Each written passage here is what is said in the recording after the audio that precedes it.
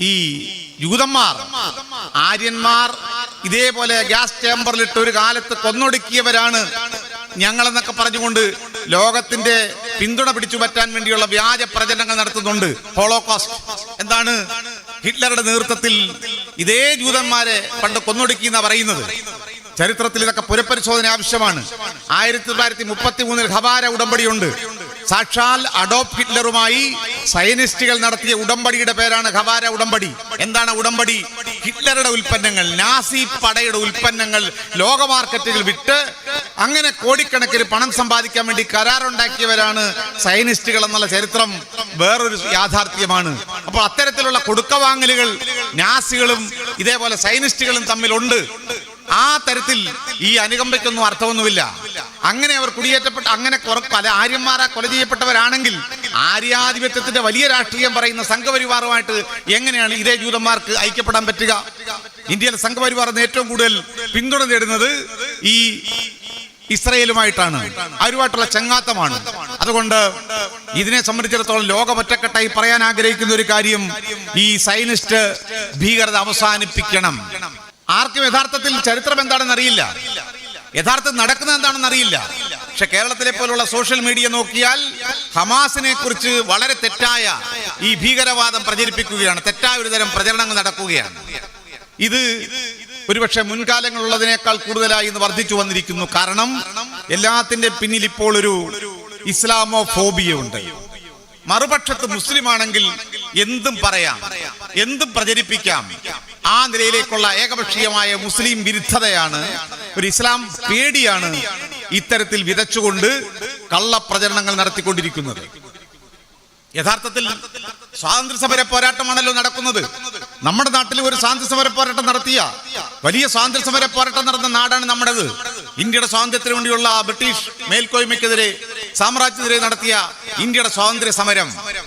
ആ സ്വാതന്ത്ര്യ സമരത്തിന്റെ ചരിത്രമുള്ള നമ്മുടെ മണ്ണിൽ നിന്നുകൊണ്ട് പൊരുതുന്ന പലസ്തീൻ അനുകൂലമായി നിലപാടെടുക്കേണ്ട ഒരു രാഷ്ട്രം എങ്ങനെയാണ് ഇപ്പോൾ പലസ്തീനെതിരായി ഇസ്രയേലിന് അനുകൂലമായി നിലപാടെടുക്കുന്നത്? നോക്കൂ, മണിപ്പൂരിൽ നീണ്ട കാലം മണിപ്പൂരിൽ ഏകപക്ഷീയമായി ആദിവാസികളെ കൊന്നൊടുക്കുന്ന സ്റ്റേറ്റ് സ്പോൺസേഡ് അക്രമം നടന്നപ്പോൾ നരേന്ദ്രമോദി അടക്കമുള്ള, അമിത്ഷാ അടക്കമുള്ള നമ്മുടെ രാജ്യത്തെ സംഘപരിവാർ ഭരണാധികാരികൾ മൗനം പാലിച്ചു. സ്വന്തം നാട്ടിൽ തദ്ദേശവാസികളെ, ആദിവാസികളെ ഇങ്ങനെ കൊല ചെയ്യുമ്പോൾ മൗനം പാലിച്ച ഒരു ഭരണകൂടം നേരെ മറിച്ച് ഹമാസിന്റെ ചെറുത്തുനിൽപ്പുണ്ടായപ്പോൾ ദിവസങ്ങൾക്കുള്ളിൽ ഇസ്രയേലിന് അനുകൂലമായി നിലപാടെടുത്തത് നമുക്കറിയാം. സ്വാതന്ത്ര്യത്തിന്റെ വില അറിയാവുന്നവർക്ക്, സ്വാതന്ത്ര്യ സമര പോരാട്ടത്തിൽ പങ്കാളികളായവർക്ക് മറ്റൊരു നാട്ടിൽ നടക്കുന്ന സ്വാതന്ത്ര്യ സമര പോരാട്ടത്തെ തള്ളിപ്പറയാൻ സാധിക്കില്ല. എന്തുകൊണ്ടാണ് ഇന്ത്യയിലെ സംഘപരിവാറിന് പലസ്തീന്റെ സ്വാതന്ത്ര്യ സമര പോരാട്ടത്തെ അംഗീകരിക്കാൻ കഴിയാത്തത്? സംഘപരിവാറിനെ സംബന്ധിച്ചിടത്തോളം ഇന്ത്യയുടെ സ്വാതന്ത്ര്യ സമരത്തെ ഒറ്റിക്കൊടുത്ത ചരിത്രമാണ് അവർക്കുള്ളത്. ഇന്ത്യയുടെ സ്വാതന്ത്ര്യ സമരത്തിൽ യാതൊരു പങ്കും വഹിച്ചിട്ടില്ലാത്ത ഒരു വിഭാഗമാണ് ഇന്ത്യയിലെ സംഘപരിവാർ, RSS ഉൾപ്പെടെയുള്ള സംഘപരിവാർ. അതുകൊണ്ടാണ് അവർ ഇസ്രായേലിനെ അനുകൂലിക്കുന്നത് എന്ന കാര്യം നമ്മൾ മനസ്സിലാക്കണം. അതുകൊണ്ട് പലസ്തീൻ ആവശ്യപ്പെടുന്നത് അവർക്ക് സ്വതന്ത്രമായ പരമാധികാരം, അത് അവരുടെ അവകാശമാണ്. സ്വതന്ത്ര പാലസ്തീൻ എന്ന് പറയുന്നത് അറബ് വംശജരായ പലസ്തീൻ ജനതയുടെ അവരുടെ ജന്മാവകാശമാണ്, അത് അവരുടെ മനുഷ്യാവകാശമാണ്. അത് വകവെച്ചു കൊടുത്തേ പറ്റുകയുള്ളൂ. അതുകൊണ്ട് ഏകപക്ഷീയമായി പലസ്തീൻ ജനതയെ കൊന്നൊടുക്കിക്കൊണ്ട് ഈ വിഷയം പരിഹരിക്കാം എന്ന് ഇസ്രായേൽ വിചാരിക്കുന്നു എങ്കിൽ അതൊരിക്കലും നടക്കാൻ പോകുന്നില്ല. കാരണം എന്താ? പലസ്തീന്റെ ചരിത്രം അതാണ്, ചെറുത്തുനിൽപ്പിന്റെയും പോരാട്ടങ്ങളുടെയും ധീരമായ ചരിത്രമാണ്. അവിടെ കുട്ടികൾ മരിച്ചു വീഴുമ്പോൾ കുഞ്ഞുങ്ങളുടെ കൈകളിൽ എഴുതി വെക്കുന്നു അവരുടെ പേരുകൾ. കുട്ടികൾ കൈ നീട്ടിക്കൊണ്ടുവന്ന് മുതിർന്നവരോട് പറയുകയാണ് എന്റെ പേരെഴുതി വെക്കാൻ. എന്താ കാര്യം?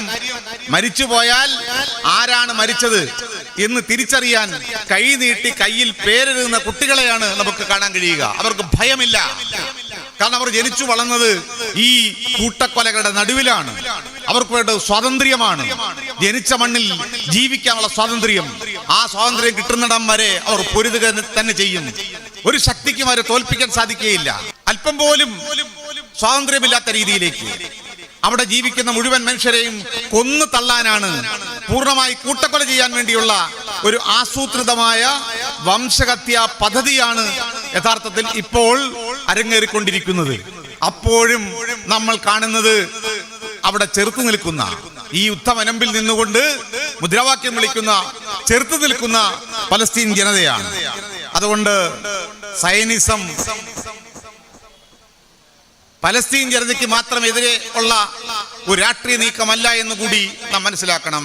ഇത് ലോകത്തിന് തന്നെ വിനാശം വിതയ്ക്കുന്ന അപകടകരമായ ഒരു വംശീയ സാമ്രാജ്യത്വമാണ് ഈ ജൂയിഷ് സയനിസം എന്ന കാര്യം നിങ്ങൾ അറിയും. ലോകത്തെ ഏറ്റവും വലിയ ഭീകരവാദം സയനിസമാണ്.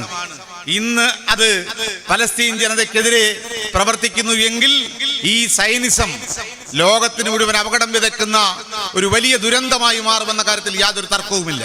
അതുകൊണ്ട് ലോകരാഷ്ട്രങ്ങൾ ഒറ്റക്കെട്ടായി നിന്നുകൊണ്ട് സയനിസത്തെ ചെറുക്കേണ്ടതുണ്ട്, സയനിസത്തെ തകർക്കേണ്ടതുണ്ട്.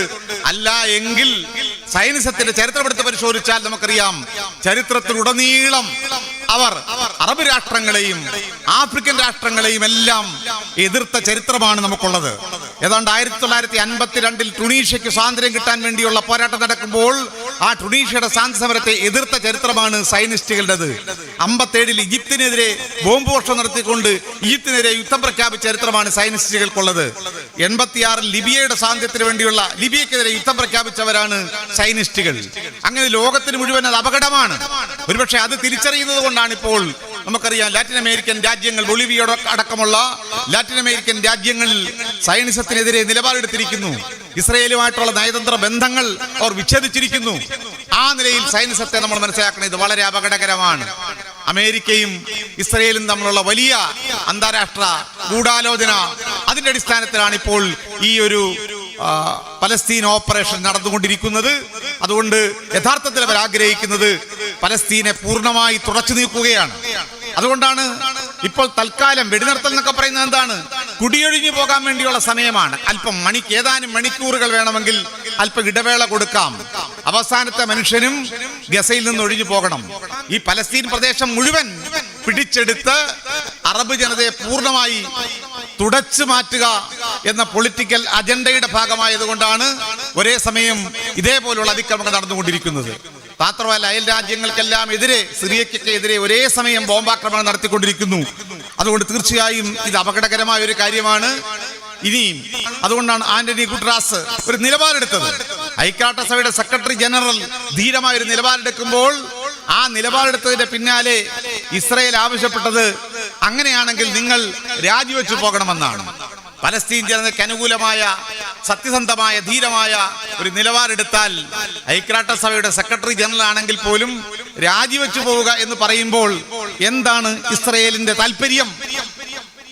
മനുഷ്യത്വത്തോടൊപ്പം നിൽക്കുക എന്നുള്ളതല്ല, നീതിക്കൊപ്പം നിൽക്കുക എന്നല്ല.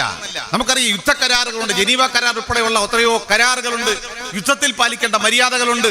പൗരന്മാരെ കൊല്ലാൻ പാടില്ല, സിവിലിയൻസിനെ കൊല്ലാൻ പാടില്ല, അവർക്ക് മേൽ ബോംബ് വർഷിക്കാൻ പാടില്ല, സ്ത്രീകൾ ആക്രമിക്കപ്പെടാൻ പാടില്ല, കുട്ടികൾ, വൃദ്ധർ അവർ ആക്രമിക്കപ്പെടാൻ പാടില്ല, അവർക്കൊക്കെ സംരക്ഷണം കൊടുക്കണമെന്ന് പറയുന്ന യുദ്ധ കരാറുകളുണ്ട്, ഉടമ്പടികളുണ്ട്.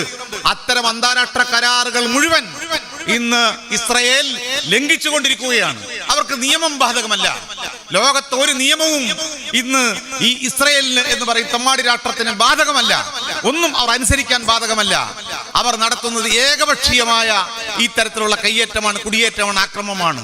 അതുകൊണ്ട് ഇവരെ പിടിച്ചു കെട്ടേണ്ടത് ലോകത്തിന്റെ ആവശ്യമാണ്. ഇന്ത്യയെ സംബന്ധിച്ചിടത്തോളം നമ്മളെപ്പോലുള്ളവർ സ്വാതന്ത്ര്യത്തിന്റെ വിലയേറിയാവുന്നവരാണ്. നമ്മൾ സ്വാതന്ത്ര്യ പോരാട്ടങ്ങളിൽ രക്തസാക്ഷികളായവരാണ് നമ്മൾ. അതുകൊണ്ടാണ് ഇന്ത്യയിലെ ജനങ്ങൾ മതത്തിനും ജാതിക്കുമൊക്കെ അതീതമായി പൊരുതുന്ന പലസ്തീനോടൊപ്പം നിലകൊള്ളുന്നത്, ഐക്യദാർഢ്യ സമ്മേളനങ്ങൾ നടത്തുന്നത്. അതുകൊണ്ട് പ്രിയമുള്ളവരെ, പലസ്തീന്റെ ഈ നൊമ്പരം, ആ നൊമ്പരം നമ്മുടെ നൊമ്പരമാണ്. അത് എത്രയും വേഗം അവസാനിപ്പിക്കാനുള്ള ശക്തമായ സമ്മർദ്ദം. നമ്മുടെ ഈ പ്രതിഷേധങ്ങൾക്ക് അർത്ഥമുണ്ടാകുന്നത് എപ്പോഴാണ്? ഈ പ്രതിഷേധങ്ങൾ ലോകത്തിന് മുമ്പിലുണ്ട്.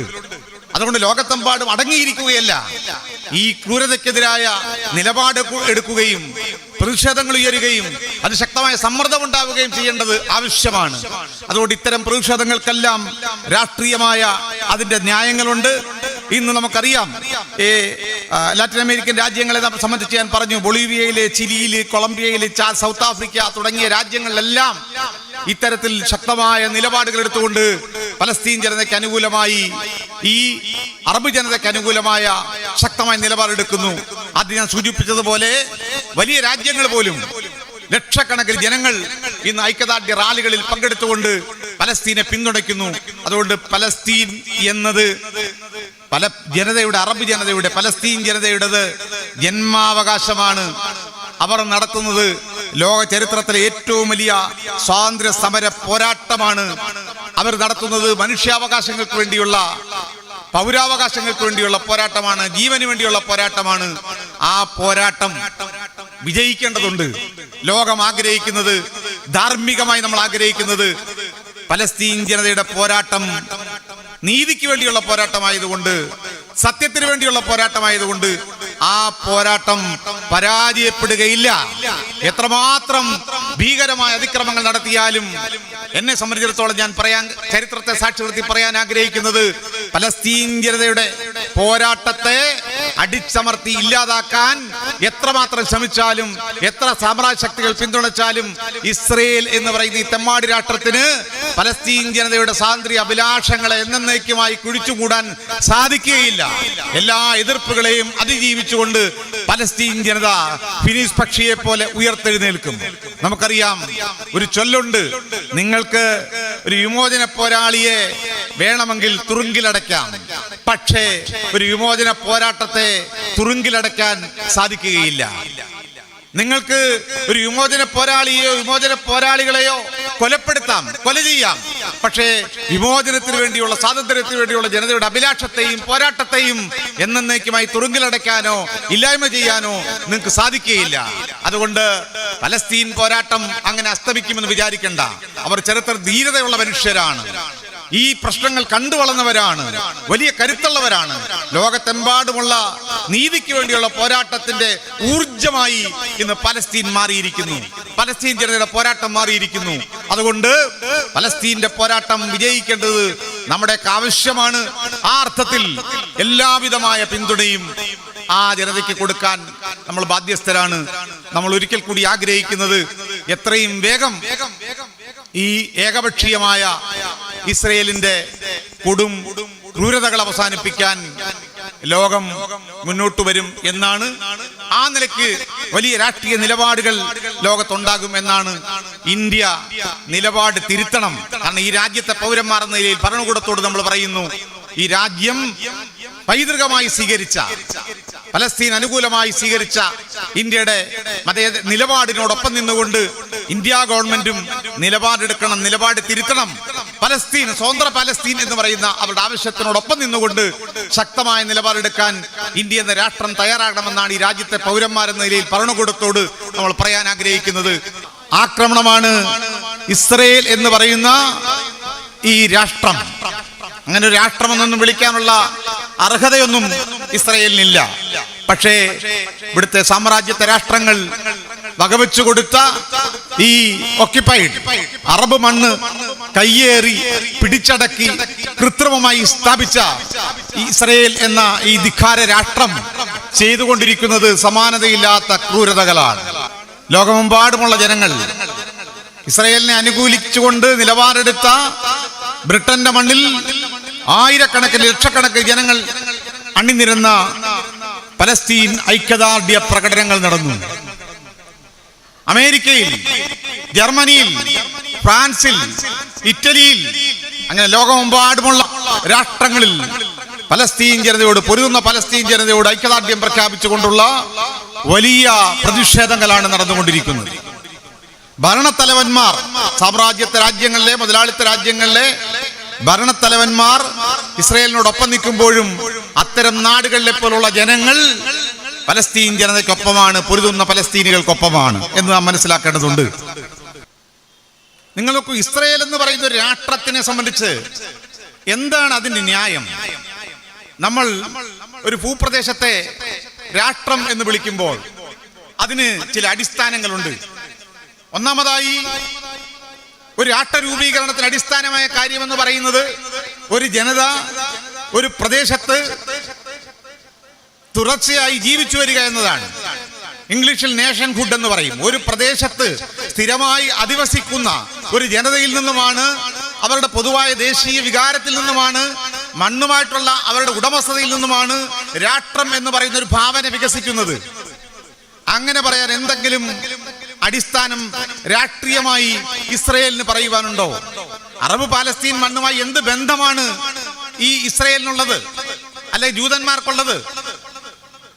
1947-48 പലസ്തീന് വേണ്ടിയുള്ള രാഷ്ട്രം, ഇസ്രയേലിന് വേണ്ടിയുള്ള രാഷ്ട്ര രൂപീകരണ സന്ദർഭം നടക്കുമ്പോൾ, അഥവാ ഇസ്രയേൽ എന്ന് പറയുന്ന ഒരു രാഷ്ട്രം എങ്ങനെ നിർമ്മിക്കണം, രൂപീകരിക്കണം എന്ന് ബ്രിട്ടൻ തീരുമാനിക്കുമ്പോൾ അവിടെ ഈ പലസ്തീൻ പ്രദേശത്ത് ജൂതന്മാരുടെ ജനസംഖ്യ വളരെ കുറവാണ്. 3% മാത്രമാണ് അവിടെ ജൂതന്മാരുള്ളത്. മഹാഭൂരിപക്ഷവും അറബ് പലസ്തീൻ വംശജരാണ്. അവരുടെ മണ്ണായിരുന്നു അത്. അപ്പോൾ പാലസ്തീൻ എന്ന് പറയുന്ന രാഷ്ട്രത്തെ സംബന്ധിച്ചിടത്തോളം, ഇസ്രായേൽ എന്ന് പറയുന്ന രാഷ്ട്രത്തെ സംബന്ധിച്ചിടത്തോളം ജൂതന്മാരില്ല, ജനങ്ങളില്ലാത്ത രാഷ്ട്രമാണ്. അതുകൊണ്ടാണ് അതിനെ ലാൻഡ് വിത്തൗട്ട് പീപ്പിൾ എന്ന് വിശേഷിപ്പിക്കേണ്ടി വന്നത്. ജനങ്ങളില്ലാത്ത രാഷ്ട്രം. ജനങ്ങളില്ലെങ്കിൽ പിന്നെ രാഷ്ട്രം ആർക്ക് വേണ്ടിയാണ്? ഞാൻ ഓർക്കുന്നത്, ഇസ്രായേലിനെ കുറിച്ച് പറയും, ഇസ്രായേൽ എന്ന രാഷ്ട്രത്തെ കുറിച്ച് ചിന്തിക്കുമ്പോൾ ഒരു പഴയ പുസ്തകത്തിലെ ഒരു കാർട്ടൂണാണ്. ഈ കാർട്ടൂണിന്റെ പ്രമേയം എന്ന് പറയുന്നത് നമ്മുടെ നാട്ടിൽ നിലവിലിരുന്ന പഴയ സവർണ ജന്മിത്ത കാലഘട്ടത്തിലെ സംഭവങ്ങളാണ്. ഒരു സവർണനായ ജന്മി, അയാൾ ദളിതനായ അടിസ്ഥാന വർഗത്തിൽപ്പെട്ടവന്റെ ഭൂമി മുഴുവൻ അപഹരിച്ചെടുക്കുന്നു. ഒരു പരാതിയുമായി ഈ ദളിത വംശത്തിൽപ്പെട്ട ആൾ മജിസ്ട്രേറ്റിന്റെ മുമ്പിൽ വരികയാണ്, ജഡ്ജിയുടെ മുമ്പിൽ വരികയാണ്. ഇയാൾ, ഈ ജന്മി എന്റെ ഭൂമിയെല്ലാം പിടിച്ചെടുത്തിട്ട് എന്നെ പെരുവഴിയിലാക്കിയിരിക്കുന്നു, അനാഥനാക്കിയിരിക്കുന്നു എന്ന് പരാതി പറയുമ്പോൾ ഈ ജഡ്ജി ജന്മിയോട്, ഈ സവർണ മാടമ്പിയോട് ഒരു ചോദ്യം ചോദിക്കുന്നുണ്ട്. എവിടെയാണ് നിങ്ങളുടെ ഭൂമി? എവിടെയാണ് നിങ്ങളുടെ ഭൂമി? ജന്മി പറയുന്ന മറുപടി, എന്റെ ഭൂമിക്ക് അതിരുകളില്ല, എന്റെ ഭൂമിക്ക് അതിരുകളില്ല, ഇതെല്ലാം എന്റെ ഭൂമിയാണ്. ഇതുപോലെയാണ് ഇസ്രായേൽ. അതിരുകളില്ലാത്ത ഒരു രാഷ്ട്രമാണ് ഇസ്രായേൽ. അതിങ്ങനെ അനുദിനം വികസിപ്പിച്ചുകൊണ്ടേയിരിക്കുന്നു.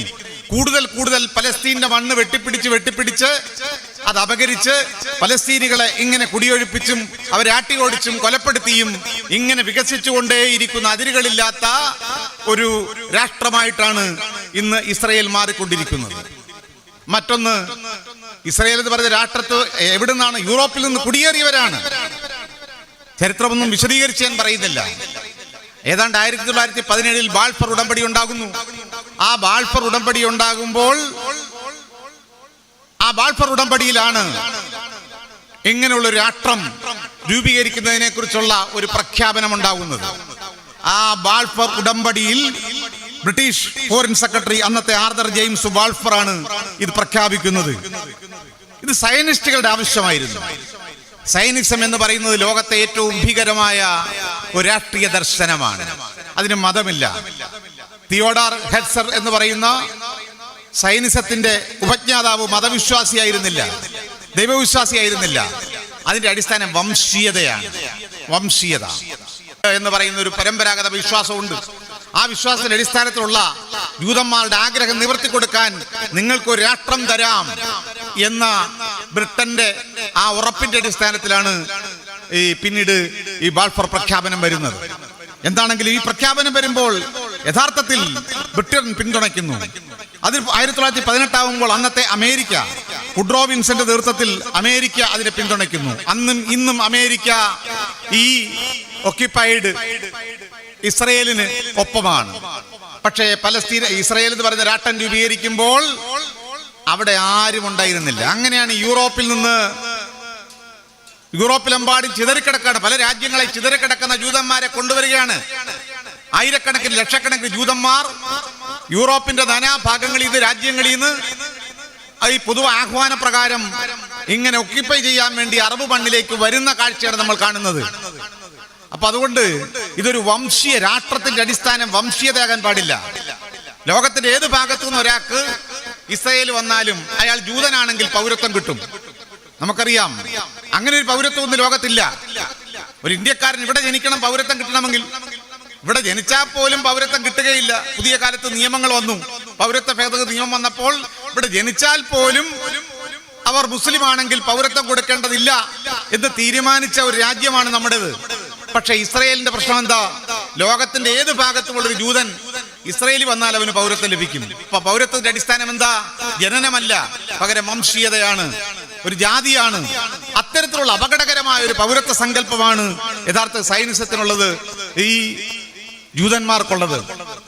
പിന്നീട് നമുക്കറിയാം, ഈ ഇസ്രയേൽ രാഷ്ട്രത്തിനെ അംഗീകരിച്ചുകൊണ്ട് ഐക്യരാഷ്ട്രസഭയുടെ പ്രമേയം വരുന്നു. 1948 ഐക്യരാഷ്ട്രസഭയുടെ പ്രമേയം പാസാക്കി. ആ പ്രമേയത്തിലൂടെയാണ് ഇസ്രയേൽ എന്ന് പറയുന്ന രാഷ്ട്രം 1949 യാഥാർത്ഥ്യമാകുന്നത്. അന്നു മുതൽ തുടങ്ങിയ സംഘർഷത്തിന്റെ തുടർച്ചയാണ് ഇപ്പോൾ നമ്മൾ കണ്ടുവരുന്നത്. എന്താണ് ഈ സംഘർഷം?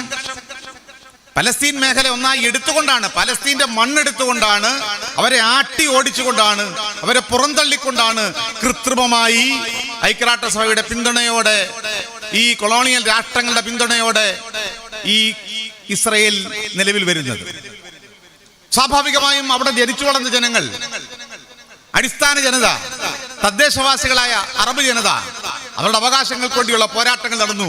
ആ പോരാട്ടങ്ങളാണ് പിന്നീട് നമ്മൾ കാണുന്ന തുടർച്ചയായ യുദ്ധങ്ങൾ. 49 യുദ്ധം, 67 യുദ്ധം, അതേപോലെ യോങ്കിപ്പൂർ 72, 73 യുദ്ധം. ഇങ്ങനെ തുടർച്ചയായ യുദ്ധങ്ങളാണ്. ഓരോ യുദ്ധങ്ങളിലും പലസ്തീനികളെ കൊന്നൊടുക്കുകയാണ്, അറബ് വംശജരെ കൊന്നൊടുക്കുന്ന കാഴ്ചയാണ് നമ്മൾ കാണുന്നത്. പ്രിയമുള്ള, അത്തരം നിരന്തരമായ അതിക്രമങ്ങൾ നേരിട്ടൊരു ജനതയാണ്, കൂട്ടക്കൊലകൾ നേരിട്ടൊരു ജനതയാണ് പലസ്തീൻ ജനത. അതുകൊണ്ടാണ് ഇന്ത്യയെ പോലുള്ള പല രാജ്യങ്ങളും ഈ പലസ്തീൻ ജനതയുടെ പോരാട്ടത്തെ പിന്തുണച്ചത്. ഇപ്പോൾ ഏറ്റവും ഒടുവിൽ നടന്നത് എന്താണ്?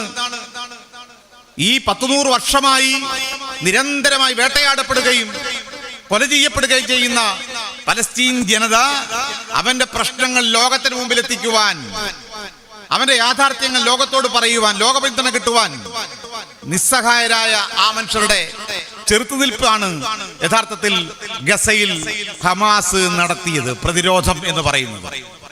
ഹമാസിനെ സംബന്ധിച്ചിടത്തോളം ഇന്ന് പലരും പറയുന്നത് പോലെ തീവ്രവാദ സംഘടനയാണോ? ഹമാസിനെ ഭീകരവാദം എന്ന് വിളിക്കുന്നുവെങ്കിൽ ആ വിളിയായിരിക്കും, ആ പ്രയോഗമായിരിക്കും ഒരുപക്ഷെ ആധുനിക ലോകത്തെ ഏറ്റവും വലിയ ഭീകരവാദം എന്ന് ഞാൻ പറയും. കാരണം ഹമാസിനെ അങ്ങനെ വിളിക്കാൻ സാധിക്കുകയില്ല. 2006 പലസ്തീൻ പാർലമെന്റിലേക്ക് നടന്ന പൊതു തിരഞ്ഞെടുപ്പിൽ ജനങ്ങളുടെ പിന്തുണയോടെ വോട്ട് വാങ്ങി അധികാരത്തിൽ വന്ന പാലസ്തീൻ പാർലമെന്റിൽ ഭൂരിപക്ഷം നേടിയ ഒരു പ്രസ്ഥാനമാണ് ഹമാസ് എന്ന് പറയുന്നത്. തെരഞ്ഞെടുപ്പിലൂടെ ജനങ്ങൾ പിന്തുണച്ച് പാർലമെന്റിൽ എത്തിച്ച ഒരു പ്രസ്ഥാനത്തെ, ഒരു ജനാധിപത്യ പ്രസ്ഥാനത്തെ എങ്ങനെയാണ് നമുക്ക് ഭീകരവാദ പ്രസ്ഥാനം എന്ന് വിളിക്കാൻ പറ്റുക?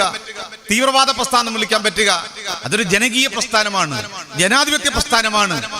ആ ജനാധിപത്യ പ്രസ്ഥാനമാണ് ഇപ്പോൾ ഏറ്റവും ഒടുവിലായി അവർ ഒരു ചെറുത്തുനിൽപ്പിന്, സ്വാഭാവികമായ ഒരു പ്രതികരണത്തിന് അവർ തയ്യാറായത്. ആ പ്രതികരണത്തിന്റെ പേരിലാണ് ഇപ്പോൾ ലോകം നമ്മുടെ നാട്ടിൽ പോലും അവരെ അപലപിക്കുന്നത്. എന്തെല്ലാം ഇവിടെ പറഞ്ഞതുപോലെയുള്ള കപട പ്രചരണങ്ങളാണ് നമ്മുടെ നാട്ടിൽ നടത്തിക്കൊണ്ടിരിക്കുന്നത്.